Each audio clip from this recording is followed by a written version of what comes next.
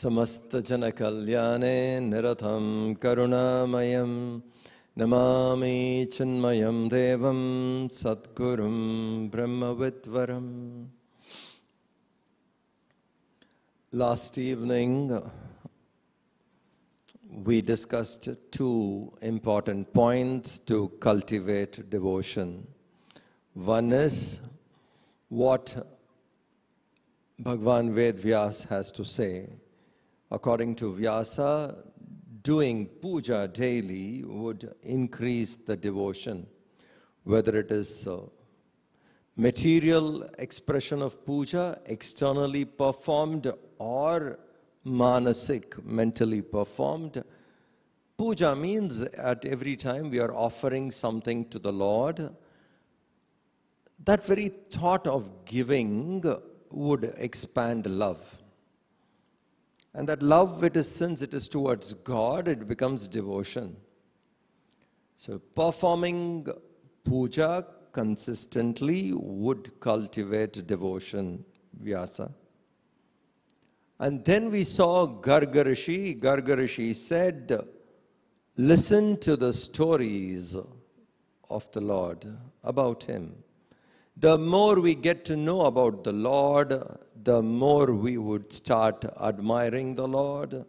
Then when we admire, we would like to possess. That's whatever we possess today, which is very dear to us, is something which we would have loved and admired. So glorifying the Lord would eventually make us admire about the Lord. And once we start admiring the Lord, we would like to possess those qualities. Possessing divine qualities is equal to becoming divine. That's why it is so easy for us to follow how a great master has lived, Mahapurushas. Because they are the visible demonstration for us of living Vedantic truth. How a Sthita Prajna would respond, how a master would respond to a given situation. Once we get to know how they respond and we admire their way of respond, then we would like to possess that. That way, admiring and possessing the values and the qualities of a great person is equal to rising ourselves to the qualities what the great person has.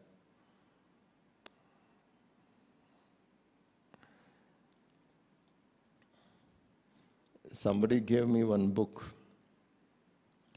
Different ways great people would respond. Different situations on which a great person would respond. One was, how would Buddha respond in a traffic jam? When we are stuck in a traffic, how do we respond? How do you think Buddha would respond to a traffic jam? Quite interesting, right? The very thought how Buddha would respond to a traffic jam.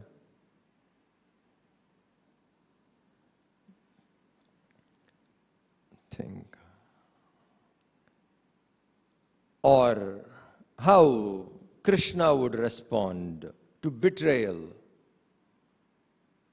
If you're betrayed, how would Krishna respond? The moment we start looking through the higher, our way of responding would be better. So that is why lives of saints, great people, noble people, about the Lord, when we get to know more about them, we would slowly imbibe those qualities. Kathadishu iti gargaha. Garga Rishi says, listening to the stories of the Lord would create devotion.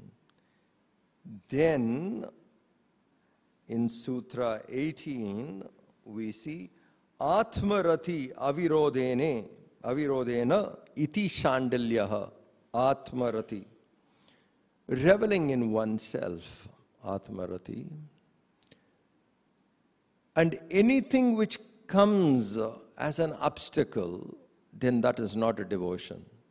All that which brings you to the Lord, all that which makes you remember the Lord, that is called devotion. Anything which is contrary to reveling within is not a devotion. Atmarati avirodhine. Whatever makes us revel, anything which could be helpful to revel is called, is a good method to develop, cultivate devotion. For some people it can be puja, for some it could be japa, for some it could be karma yoga, whichever, because each one of us are very, very different. Our mind will adopt different methods which can inspire. So whatever inspires us, that we should take up and move forward. If something which is taking us away from our regular practice, then we should avoid it. Anything helpful to revel within, that should be continued. In simple, if we have to say, anything which is tamasic should be dropped. For example, lethargy. It can come on our way and be a big hindrance to reach the Lord. So those kind of things which are taking us away from the Lord should be avoided, and all that which helps us to go near the Lord should be taken up.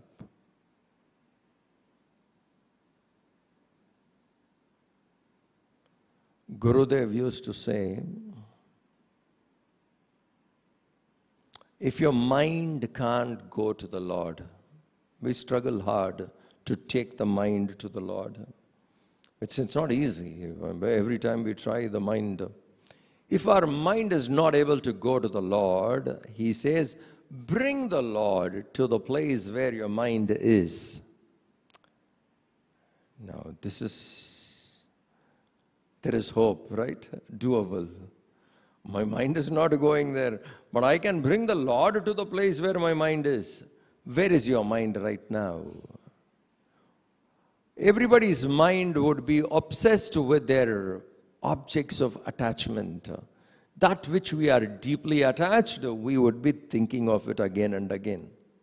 Our mind would go in those areas to which we are attached. Continuously, mind revolves around things which we are deeply attached. So bring the Lord to the place of your attachment. How? If my mind can't go there, bring him here. How? Where? Let's say you are attached to your family. Look at it as a gift of the Lord. You are there taking care of it. This family is given to me by the Lord, and I take care of it. Everything which we are attached, if we can dedicate it to the Lord as our offering, etc., then that becomes prayerful.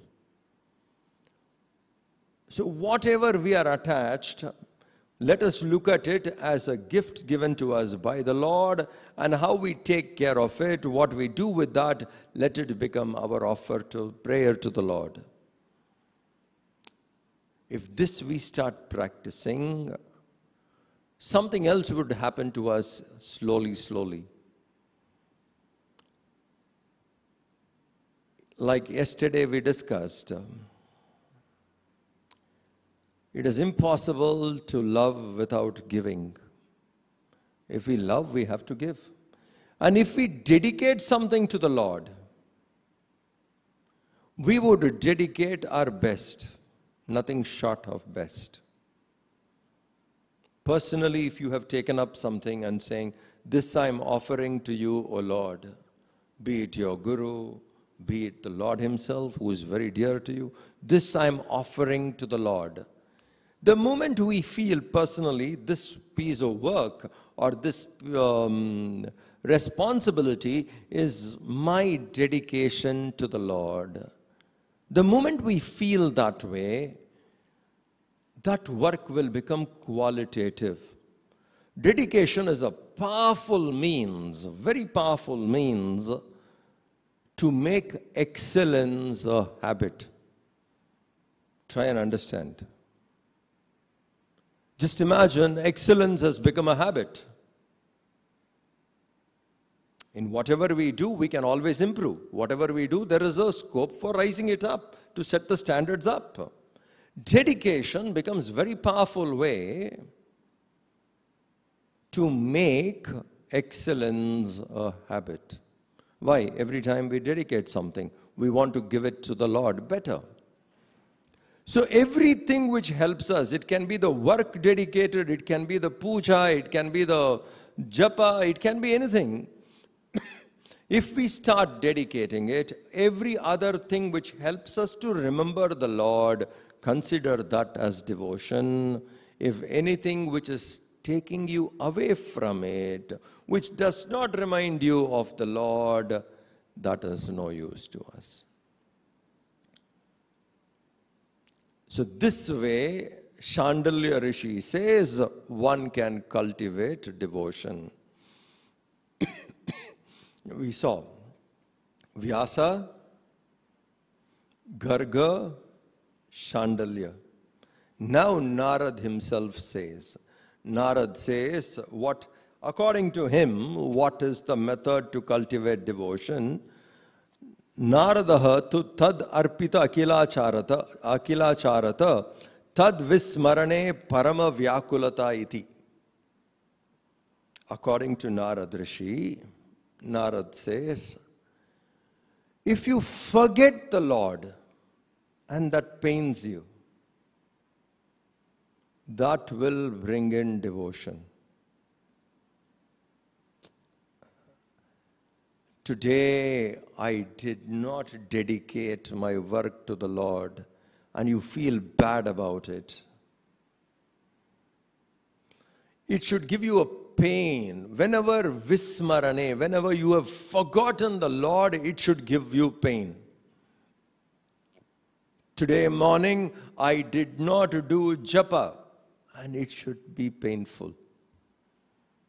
Then it is an expression of devotion. If you feel that I did not do it and it pains you, therefore you will not avoid next time because it is paining.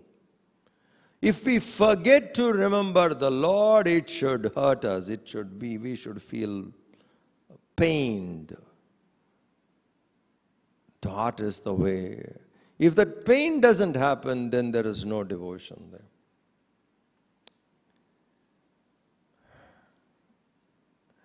Most people in the tight scheduled world with hectic life, prayer becomes the last priority.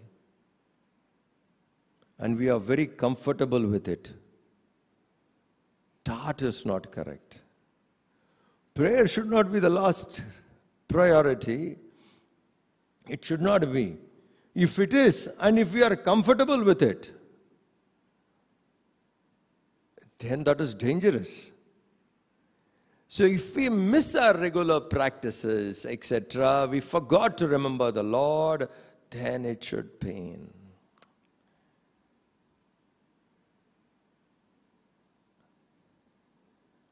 Like sometimes, someone who is very dear to you, you forgot to wish them, let's say it could be birthday, it could be anything, anniversary or something else, you forgot to wish them. And saying, later you remember, oh, I did not wish them. This could be very friendly. But if it is mixed with gratitude and you fail to remember, it hurts. I should have done it and I missed the point, and it hurts. That kind of a hurt should be there if we fail to remember the Lord. Then that is still devotion. Because it hurts you and next time you will remember to do it.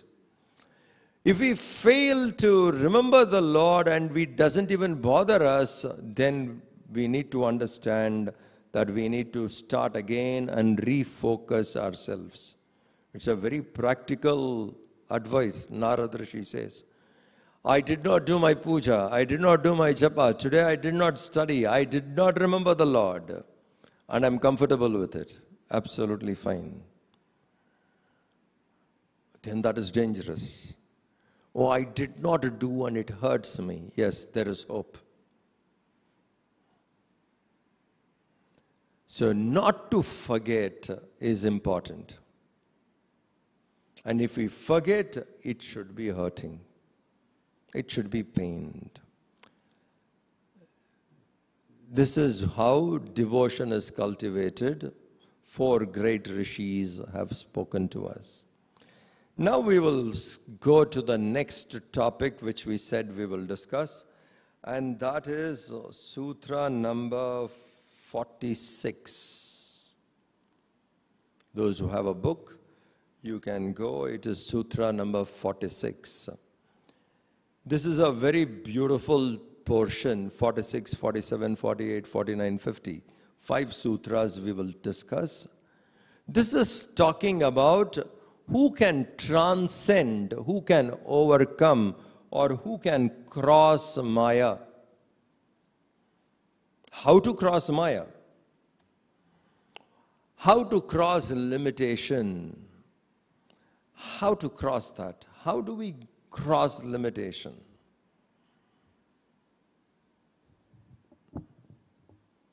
How? So he says here, Kastarati Kastarati Maya. Who crosses Maya? Kaha Kaha Tarati. Kaha Tarati Kaha Tarati Maya. Kastarati Kastarati Maya. Yes, Sangam Tyajati. First point. He who overcomes attachment. Yes, Sangam Tyajati. Point number 1. Who can overcome Maya?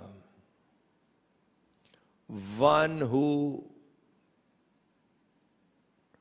drops off attachment. Sangam Tyajati. What is Maya? That which we need to cross. What is Maya?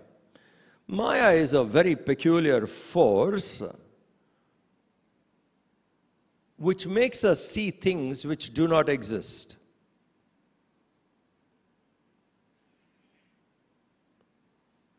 Makes us perceive things which doesn't have an existence. That which is not there appears to be. It is not there, but it appears to be.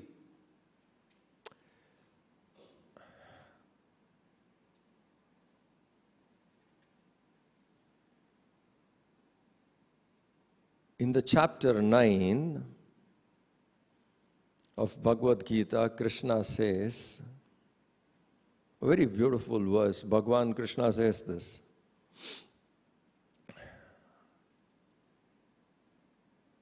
Asukam lokam.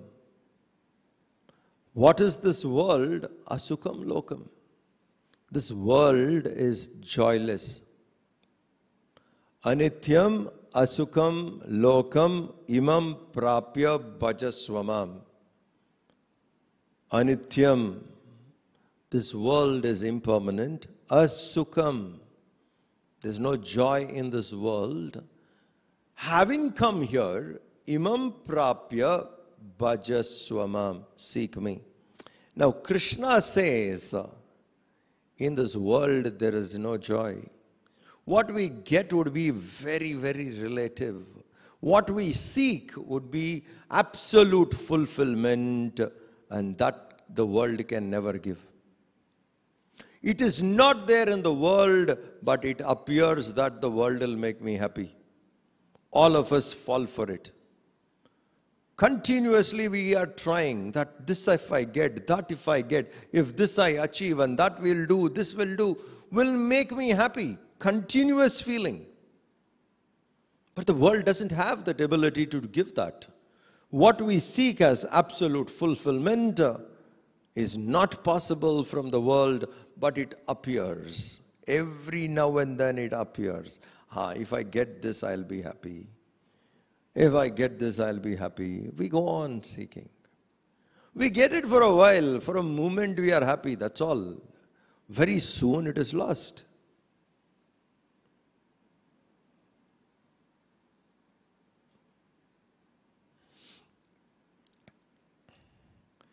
Once I took a group of young people, school students,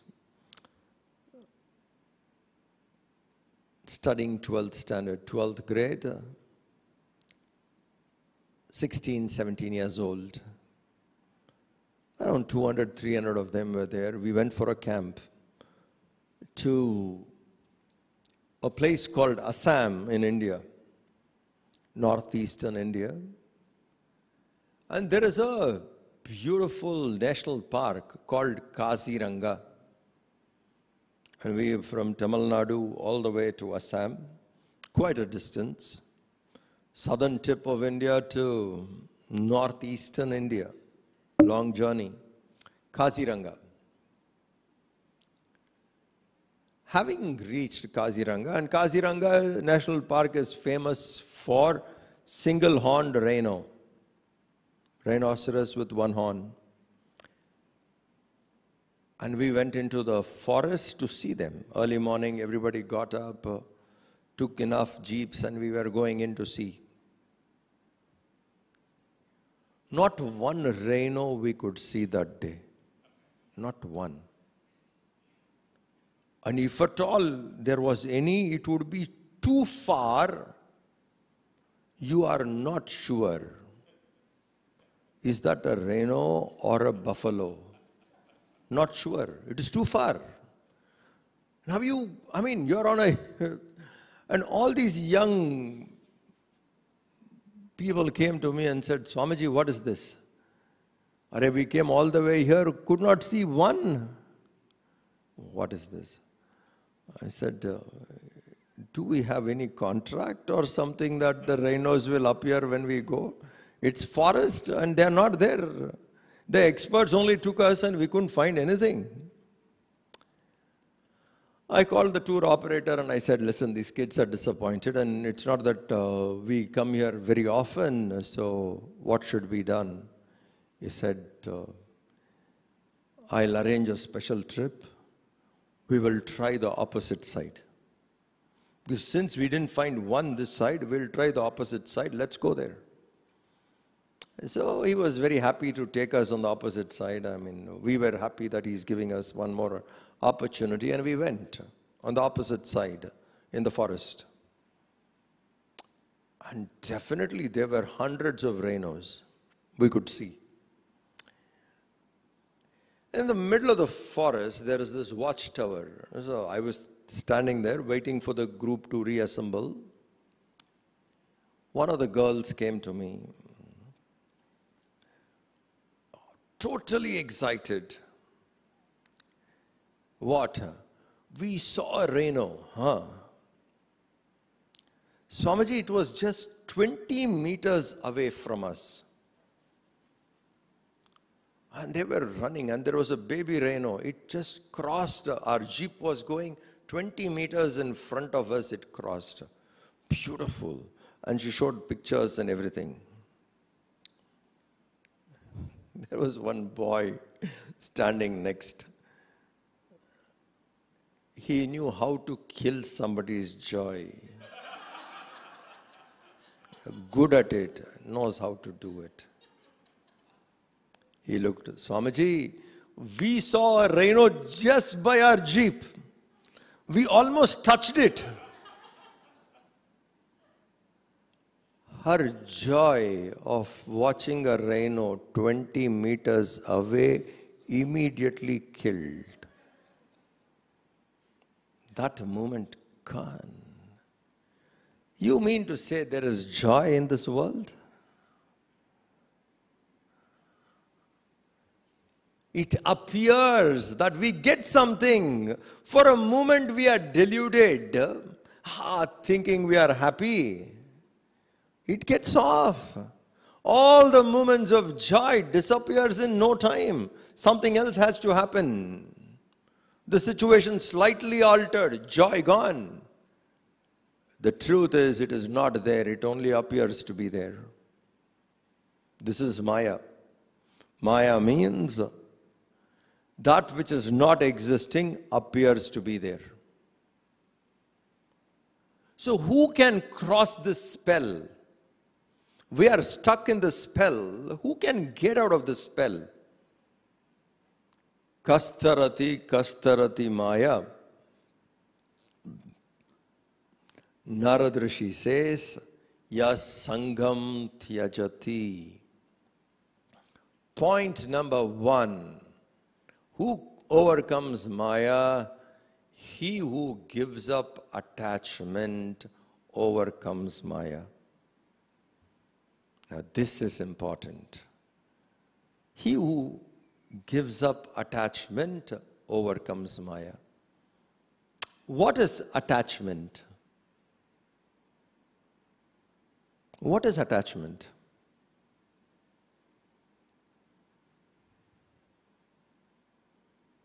To any object or person, we willingly surrender our freedom. To a point, it becomes difficult to live without it. You understand? We willingly surrender to that point to live. After that, without it becomes difficult. Why? I am attached.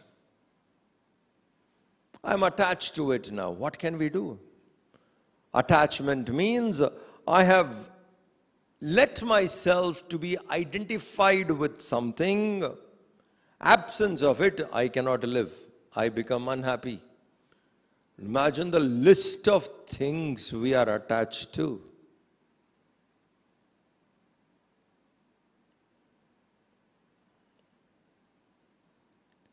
Sangam Tyajati, I plus I want, holding on to something, not allowing it to, not able to live without it.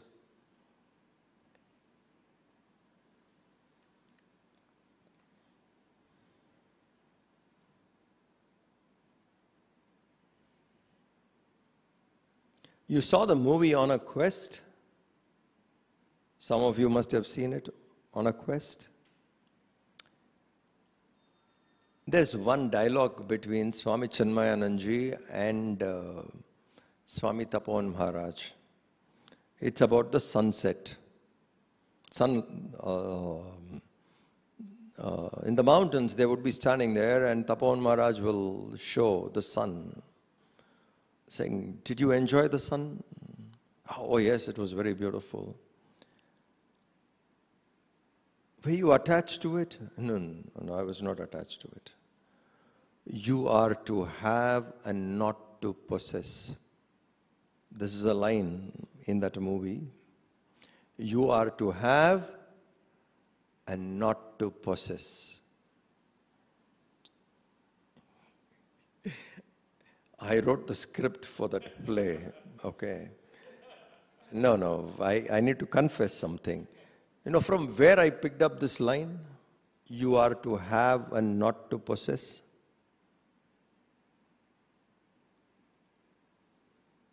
Madonna.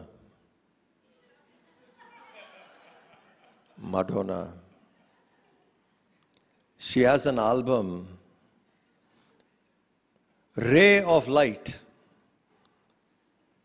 The only album you can confidently recommend to listen.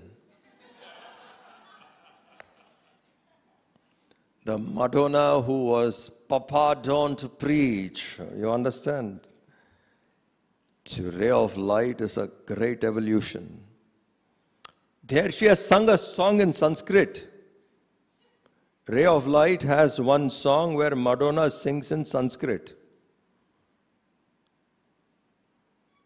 quite terrible to understand the pronunciation, but we must give her the credit of attempting to sing in Sanskrit. That lot of lines in that album are Vedantic, highly inspired by Shankara. So there she says in one of the songs, what can I do? I have been told you are to have and not to possess. That line is powerful. You are to have, not to possess. Just have, don't possess.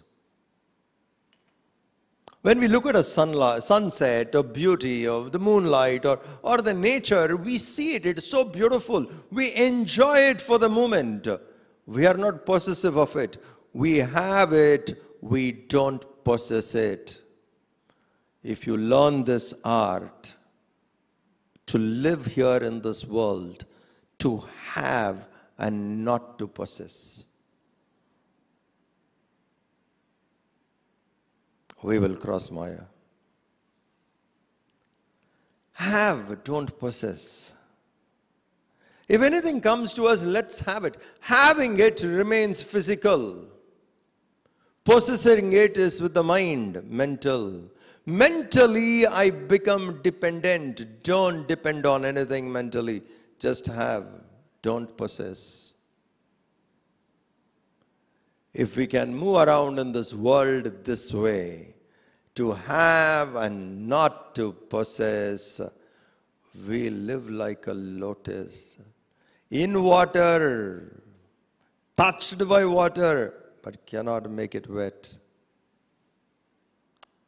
That is an art.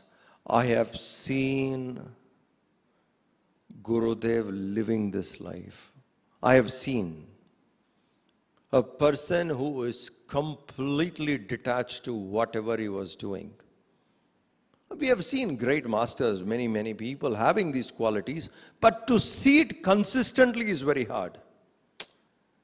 You understand? That is the difference. There are people we have seen showing glimpses of detachment. On many issues, they're very balanced, detached, but to see it consistently, not easy. In Gurudev, I saw it.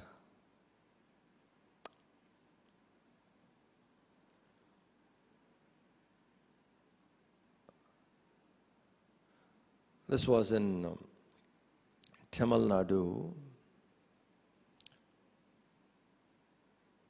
Somebody was there. It's my good fortune that I was present when this incident happened. Direct witness to this conversation. Somebody asked Gurudev, this Chinmaya mission is expanding in 91, 92. This is expanding. What would happen to it after you? It is expanding so much. What would happen to this mission after you? He left, 25 years have gone. So the question was, what would happen to it after you? I tell you, this is where you see Gurudev. He laughed and he said, I don't care what happens to it when I am living. You understood? What will happen to Chinmaya mission after you? He said, I don't care what happens to it when I am living. I mean, we were just looking at him. He says, I don't care what happens to it when I'm living. Who's bothered? Then he says, it is the will of the Lord. He wanted it, it happened. When he wants to wind it up, he will wind it up. I have nothing to do. Neither am I a doer nor am I attached to this. And when he said, he meant every word of it. And he is good in dramatizing. So he dramatizes it further. The dramatization is, if I see Chinmaya mission falling apart in front of me, I will stand there and whistle. I'll stand there and whistle, seeing it fall. This is it. Compared to him, what is our achievement? What have we achieved? When we look at him and we see ourselves, we have not even started. Okay, forget achieving. And to that what was done, he was never attached. Stayed detached always. Why? It's not mine. It is the will of the Lord, I just take care. To have and not to possess. Having, doing, everything is at the physical level. Possessing it is at the mental level. Attachment is at the mind level, not at the physical level. So to take care is important, but to be attached is not correct. To do your duty is the right thing to do. To be dharmic is the right thing to do. To be attached is not correct. Overcoming attachment is important. To have and not to possess.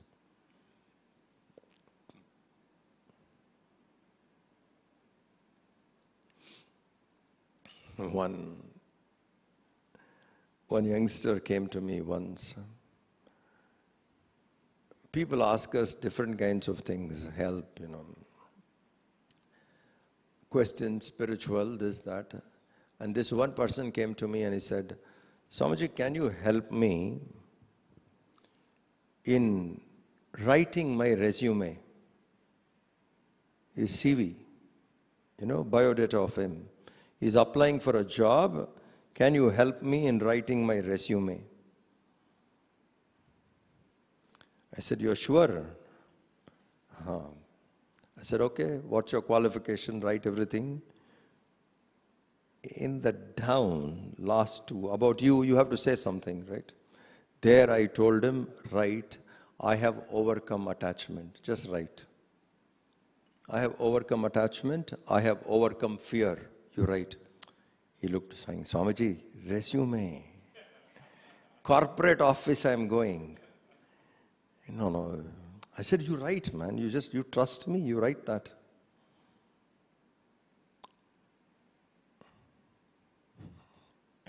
Then I said, when they call you for the interview, you may go with your suit, blazer, whatever you're wearing, but make sure that you put lot of vibhuti in your forehead and you go.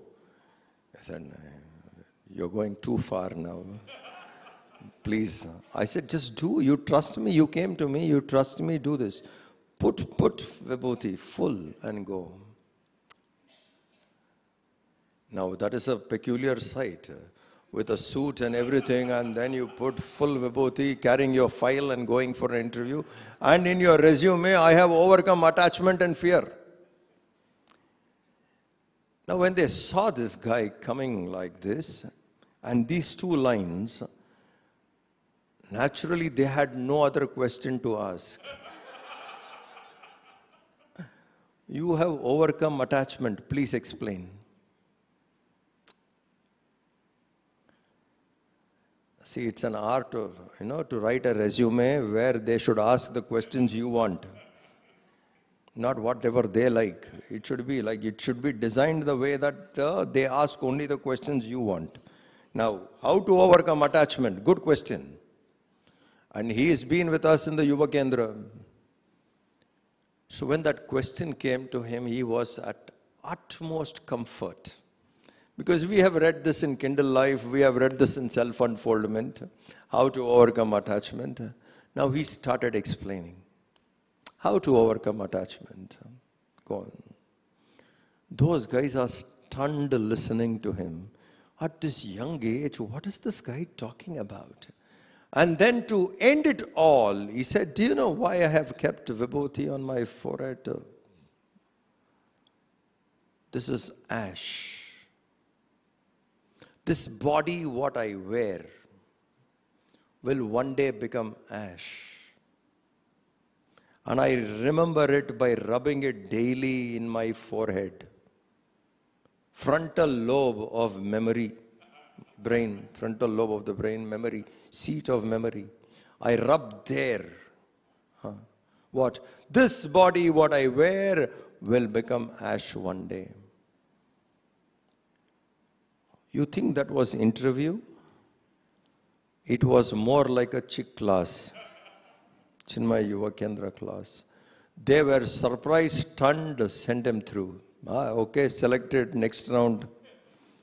No questions asked, no technical questions, nothing, only this question. Now, leave that incident. But don't you think somewhere in our resume, before we finish our life, this line should be there? I have overcome attachment. It should be there. Then we have lived fully. Somewhere we should get it. How quickly we do it, it's up to us, but it should be there. What did you achieve? I managed to overcome attachment. That is a great achievement. It is not easy, but worth attempting. Sri Aurobindo says, go for the difficult. Please remember, it's a beautiful line. Go for the difficult. We like to settle down to ordinary, mediocre. Settle down with things which are easily doable. Aurobindo says, go for the difficult. If it is difficult, go for it. Go for the difficult. Overcoming attachment is difficult. Go for it. Worth trying. It should be there. As a seeker, it should be there. Yes, I went into this world.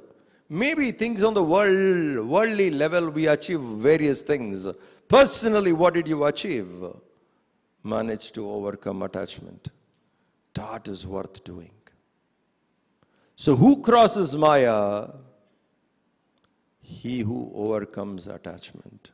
Make it a point to overcome attachment. Yas sangam tyajati. How do I do it?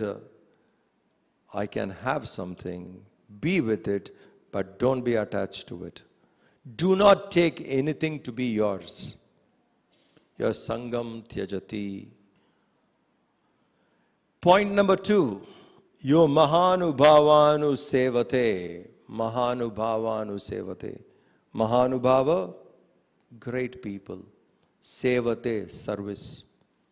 Serving great people, noble people, Mahan. Wise men. Being around the wise people, observing them, being with them, could be very effective way. That's why satsang is powerful. When we are with satsang, we transform, we change. So serve a wise person so that the wisdom comes to us.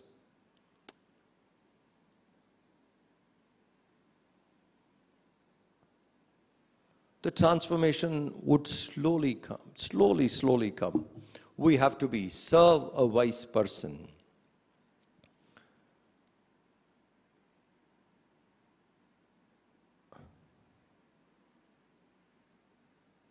The city I come from is Chennai in India. There was a person, very notorious, involved in underworld activities, a kind of a don. Underworld activities, a kind of a don. Liquor baron, and when liquor was prohibited, illicit. Imagine this person owns few theaters in the city, involved in underworld kind of activities, smuggling and different kinds of stuff. Doing illicit liquor business. notorious.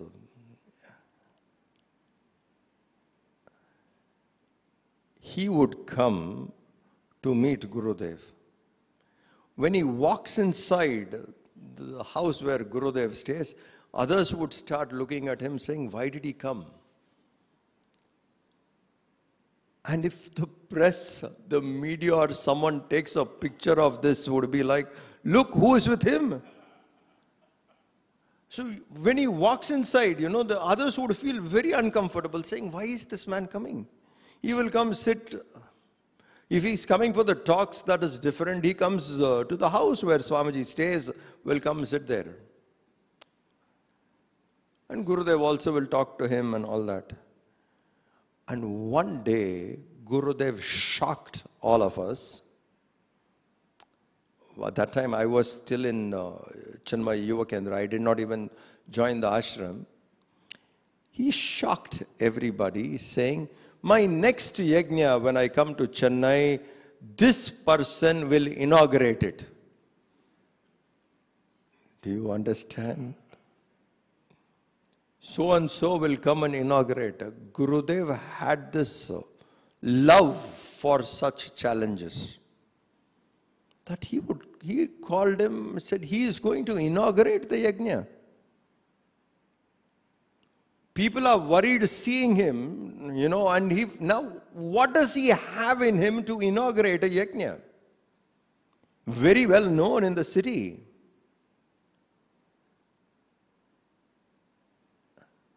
So all were like, what is this? And one or two members gathered courage and went and told Gurudev, saying, Swamiji, this will hurt the reputation of the organization itself. We should not allow him on stage to inaugurate your yajna. Whatever he does is absolutely opposite. Please leave it. He makes a decision. He knows what it is. So he laughed. He said, I know what I'm doing. And once he has said that, nobody will go to him and I will say, try, change this and that. He said it. And this man comes to inaugurate the yajna. 1 year later, he comes to inaugurate the yajna. And he goes on stage and says, I would not have accepted this at all because I know it is not correct. I do not deserve anything to be here on stage to inaugurate. But I accepted it only to show this person's greatness, Swami Chinmayananji's greatness. I have accepted it. I am here only to share. Some way back, 6 months or 9 months ago, I received a letter from Gurudev saying, I have absolute faith in you.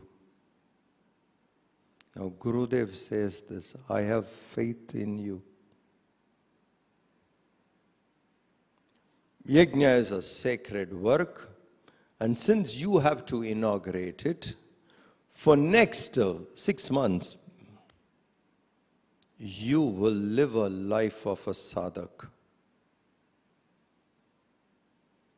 Vegetarian food, no alcohol, none of your other habits what you have, nothing adharmic. Wind up everything. You may wish to go back to that life after the inauguration, but till the inauguration, keep off. One letter. The man comes up there and saying, last 6 months I have done whatever he has said. Every morning he asked me to go to a Parthasarathi temple, Krishna's temple in Triplicane. Every morning from my house I'll walk to the temple. I'll come back.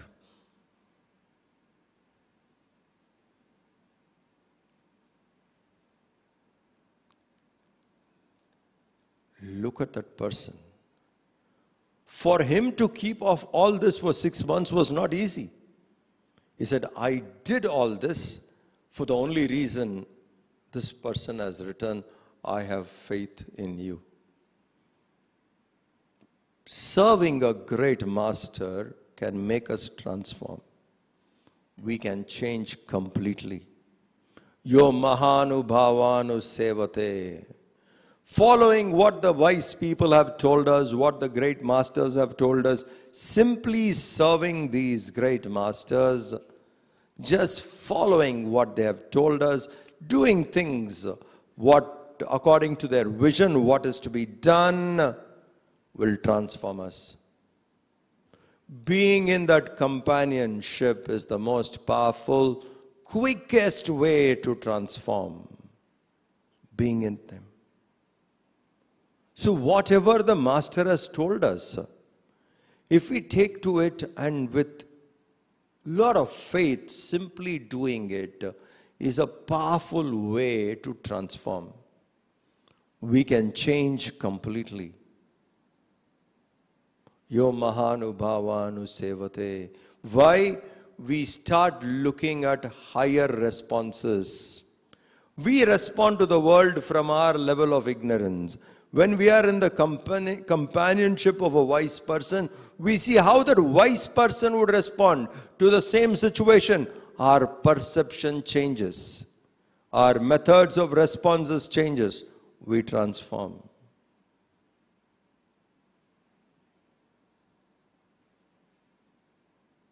Yo mahanubhavanu sevate. One who serves great master will simply transform. Who crosses Maya? One who gives up attachment. Ya sangam tyajati, yo mahanubhavanu sevate, nirmamo. Third point, nirmamo bhavati. Nirmamo bhavati.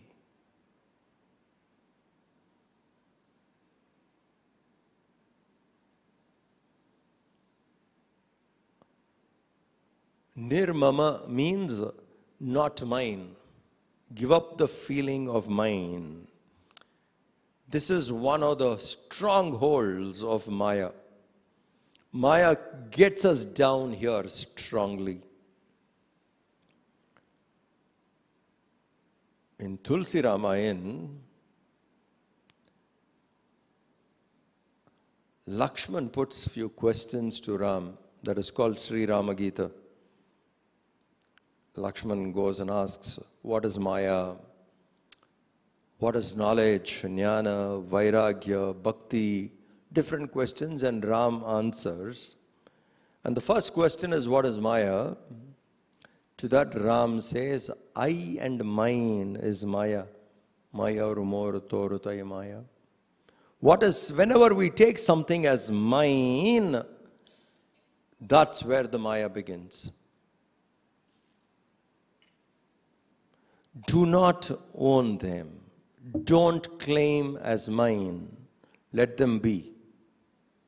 If something is given, it is not yours, it is his. He has allowed it to be with you for a while. Objects and people, same law applies. It is his. He has allowed it to be with us for a while. Let him take it back when he wants. We should not own. This ownership is a problem. Every small thing we get, and that which is allowed to be with us for a while, we start thinking we are owners. Don't own. Drop this ownership. We do it in many places. Suppose you have checked into a hotel. When you checked into a hotel and someone else asks you, which is your room?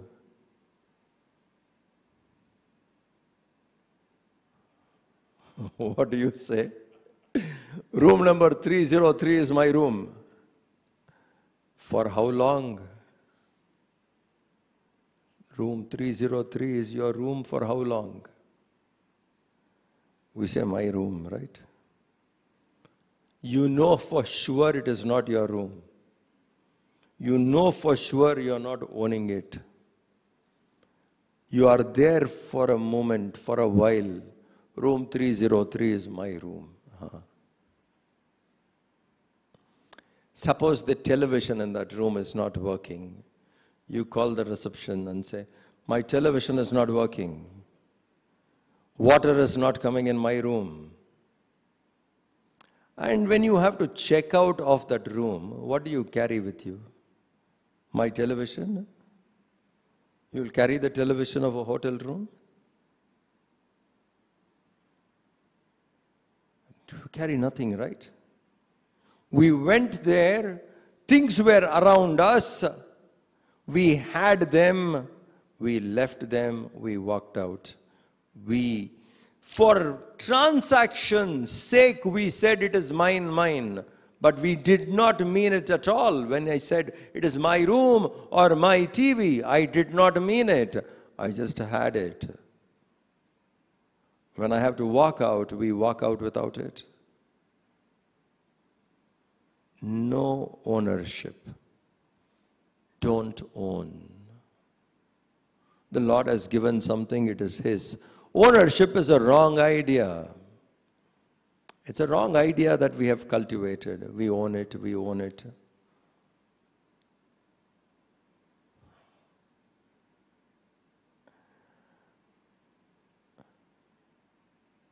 And when we say my house,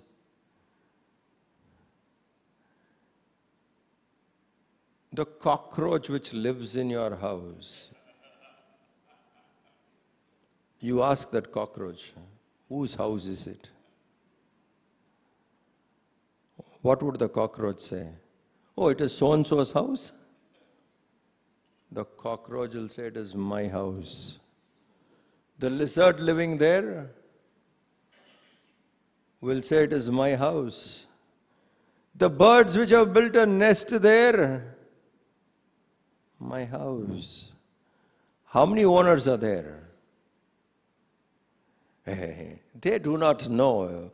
It is my house. The lizard does not know. The cockroach or the bird does not know. You think you know. And you think, why you know? Because if I want, I can throw them out anytime. It's my house. It is in my power. I can chuck them out anytime. Who can chuck you out anytime? There's somebody beyond you who owns that house. Isn't it? We are here permanently. There is a force behind us. Wise way of living, intelligent way of living. Don't own anything. Caretaker. I am taking care of it. That's it. Not owning anything, but taking care. Whatever is provided, take care. That is your dharma. Take care of it well. Don't own it. Nirmamo bhavati. Who will overcome Maya? The person who learns to live here without owning anything. I've come here with nothing. We go with nothing. In between, various things come to us. Just have them. Don't own them. Nirmamo bhavati. Then he says, the next one in Sutra 47, Yo vivikta sthanam sevate yo lokabandham unmulayati. Yo yaha vivikta sthanam sevate. A person who spends time in solitude can overcome Maya. Vivikta sthanam sevate. Now this is a beautiful point. Spend time in solitude, by yourself alone. This is a very powerful method. How long? Few minutes daily. Let us say 20 minutes daily. As a sadhana you try. 20 minutes daily, sit by yourself. Just nobody, do nothing. Can I do japa? No, afterwards. Not in this 20 minutes. Can I read something? No, not that time, afterwards. 20 minutes, sit in a place, do nothing, just sit by yourself.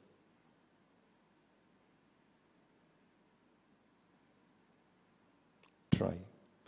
Preferably, if you can, if you are not on the traveling side of your life, if you can, preferably same time, same place would be more effective. If you are a traveler, then you can't. This advantage is not there. But otherwise, same time, same place, go sit there. It can be under a tree, it can be in your balcony, it can be in your room, it can be in your terrace, wherever, just sit quietly. What should I do? That is what, you should do nothing. Puja, japa, no, later. This 20 minutes, don't take any of them, just be yourself. What happens? Try. In the beginning, you may find yourself restless, and the restlessness may slowly settle down. You may start appreciating things around. This is how the process is. Beginning, it would be restless. To sit quietly, very restless. How to sit quietly? Something or other you feel like doing. And then the restlessness settles down.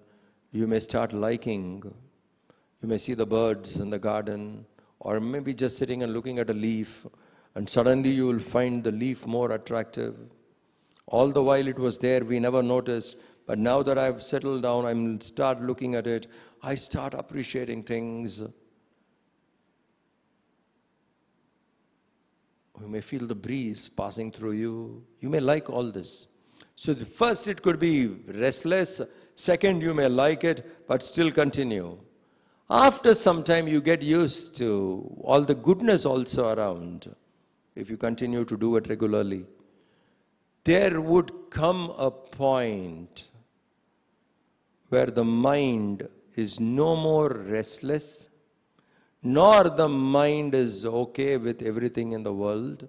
It has seen. It will turn on itself. This is very important. When the mind turns on itself is important. When the mind turns on itself, we understand. That's when we realize, what is my strength, what is my weakness. Solitude is like a mirror. It will slowly make us see what we are. Not what others think we are, or what we make others think what we are. No. What we are. Solitude will show us. The difficult part is the initial stage is going to be hard. Because you will feel restless, etc. We do this program, Youth Empowerment Program in India, YEP. One of the things is these youngsters who are young graduates, 20, 21 years old, they have to be inside a room for minimum 24 hours. Solitude. No books, no japa, nothing. Go inside the room and stay.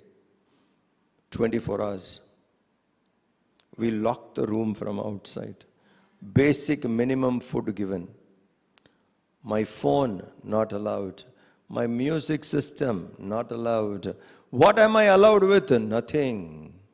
We don't even allow you to carry your books. Go inside. Some children are smart. They know it is 24 hours inside is difficult. So they know, sometimes it is their turn coming. We may pick them in alphabetical order and all that.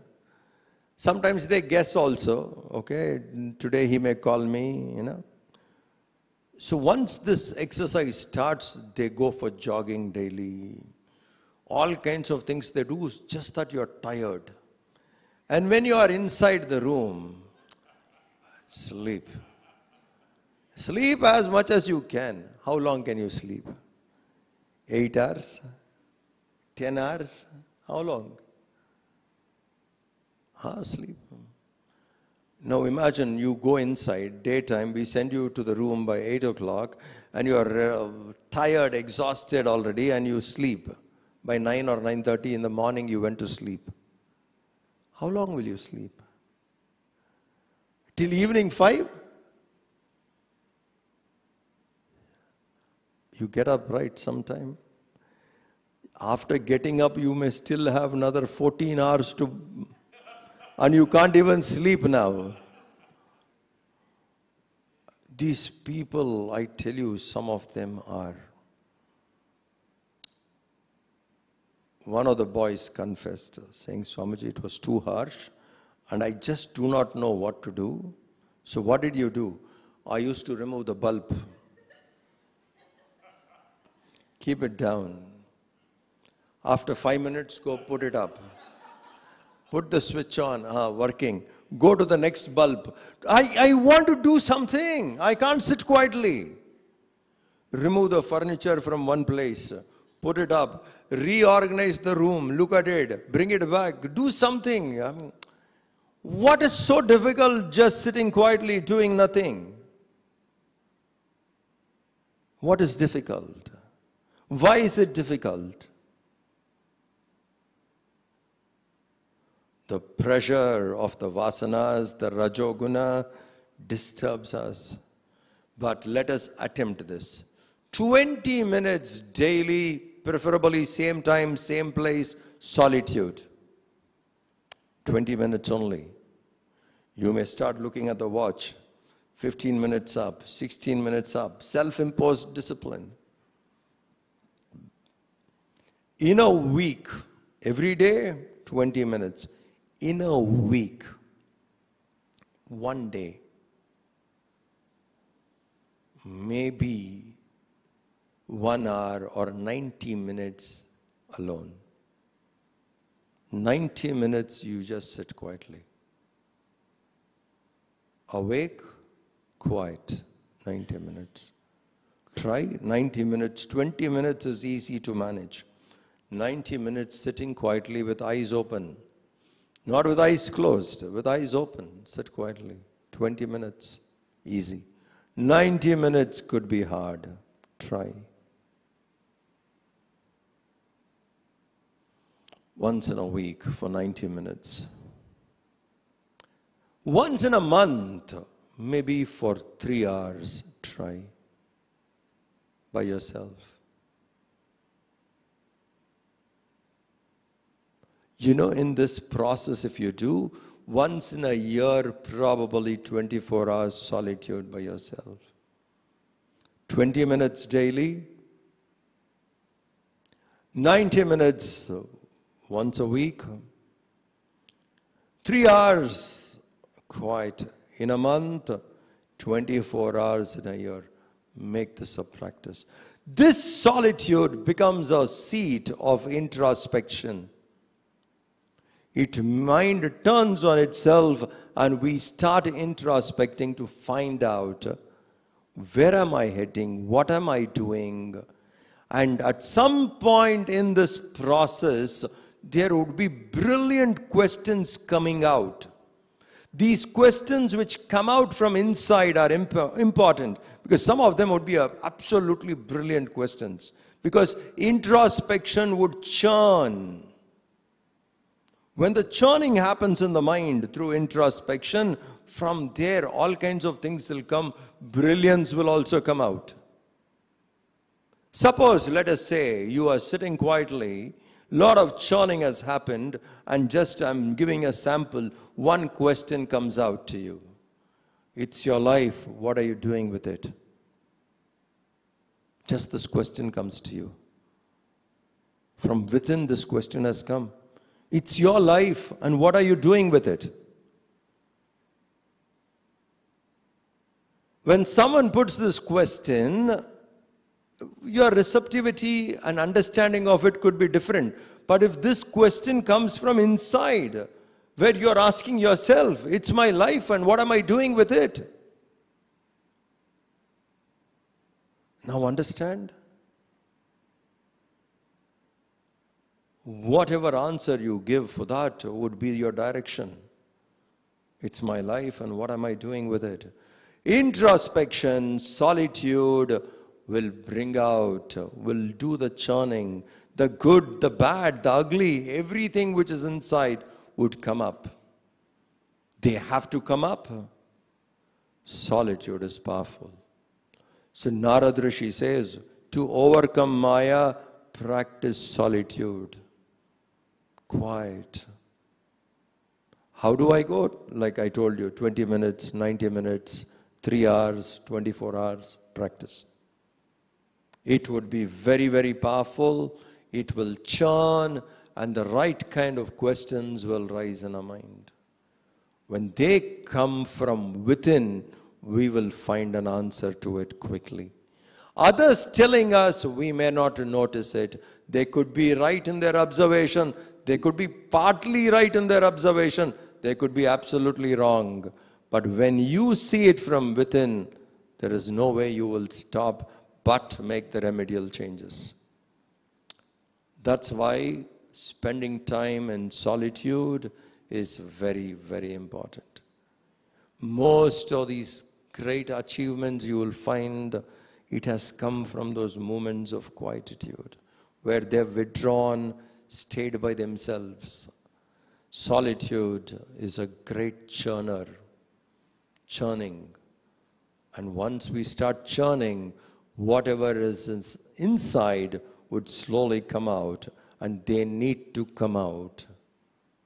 Lots of things have gone in, good and bad. They need to get out. Solitude will help us to get out. Otherwise, cleansing of the mind for higher quietude of the mind, silence of the mind would not be possible unless we churn and get these things out. More of this we will take up tomorrow. We have seen 4 points. Kastarati Maya, who crosses Maya? Sangam Tyajati, first point. Mahanubhavanu Sevate, second point, serving a great teacher. Third point, Nirmamo Bhavati, don't own anything. Just have and move around, not owning. Nirmamo Bhavati. Fourth point, spending time in solitude. Viviktastanam Sevate. More of this we will take up tomorrow. Om Shanti Shanti Shanti. Hari Om Sri Gurubhyo Namaha. Hari Om.